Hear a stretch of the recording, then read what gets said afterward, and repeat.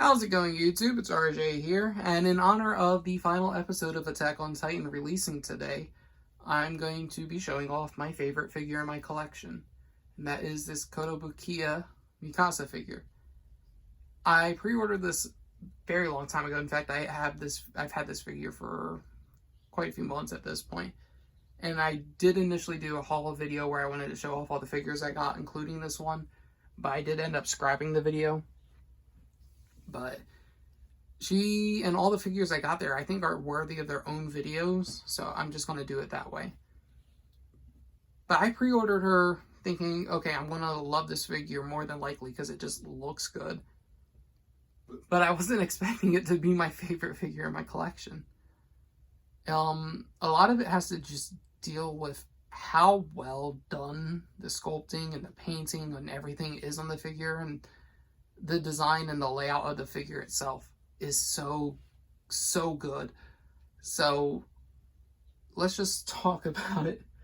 She comes in a set of 3 altogether, so you could get the Eren as well as the Levi.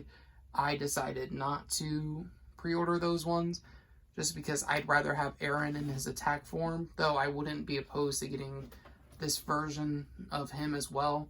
And then the Levi, I have the bloody variant of the Fortitude one on pre-order, so I'm not stressing too much about having them in my collection. It's just that Mikasa just doesn't have a figure. I think this is like her only good figure, excluding if you like Nendoroids or Figmas, but I mean, this is better than those, obviously.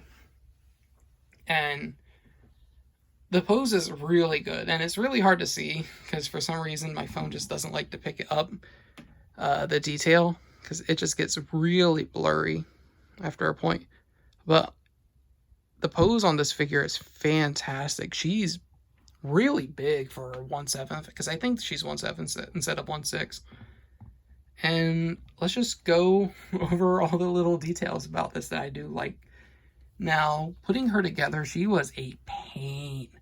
Specifically because of the cords for her ODM gear. You have to plug in all these little pieces, and if you move her around, they unplug.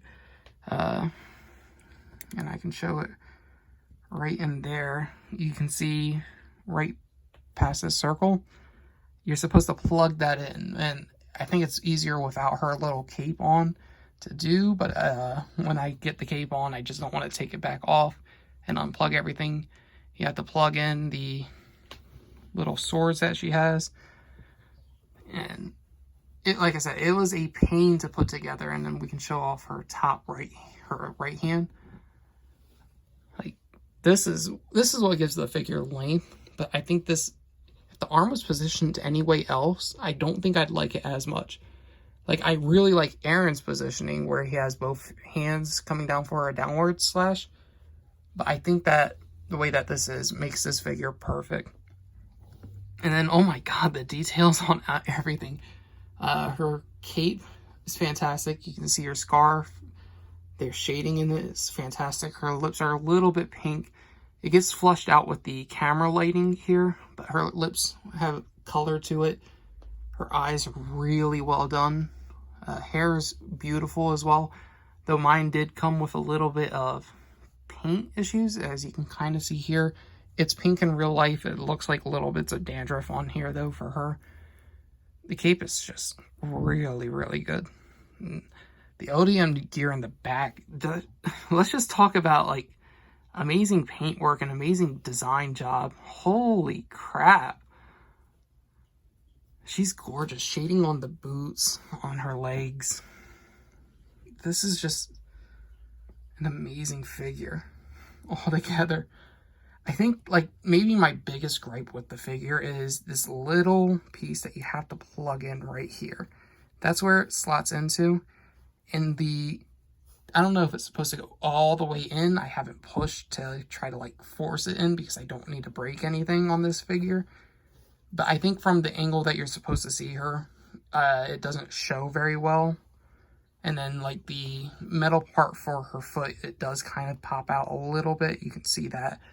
I think I could try to, like, push that in a little bit more, but as you can hear, that kind of pushed, that made a sound, and I don't like when it makes sounds. But This I don't like at all, because you can wiggle that out and it doesn't look right, in my opinion. But let me try to just pop that back in, because I think it's supposed to look like this, like supposed to look like the sword pieces all the way in. Maybe that's right, but just from the angle that you'll see it at, it doesn't really cause an issue. And I like that they put it in the back. And then the slashes on the trees, really well done. Shading on the trees, fantastic. All in all, it's just, I think, a perfect figure. I think, and I don't want to use that term loosely, but I don't have any issues with this. I mean, getting it set up was a pain, but I'd rather deal with that pain and then just get something worthwhile in my collection. And I love this figure. It's, like I said, legitimately my favorite figure. I have a shelf where I put some of my top tier figures. Just recently, like a birthday gift that I got myself. This is on here.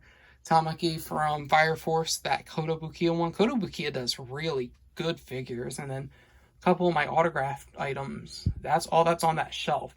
Of course, I have a little Hanji Funko Pop next to her. I wish they did a Hanji figure. That would be dope. But this is up there with my Joelle Jones figure. I'm the Harley one that I own and the Kotobukiya Poison Ivy. Those are some of my top tier figures. I think this beats it out just by a mile, honestly. Each figure, because it's just way too well done. Kotobukiya, honestly, is a fantastic company. The more and more I think about it, the more and more I'm like, yeah, no duh. Which I should have thought from the beginning, but here I am just straight up in awe. Just so many little details on this, like, it's fantastic. Little buttons and everything. You can see her collar popping out right between her scarf and her cape. This is so good. Oh, I can't stop being giddy.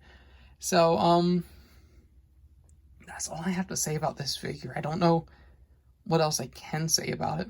It's just really, really well done. Now, the episode hasn't released just yet because I am recording this on Thursday. Episode releases Sunday for the United States. And I would like to know your guys' opinion. What did you guys think?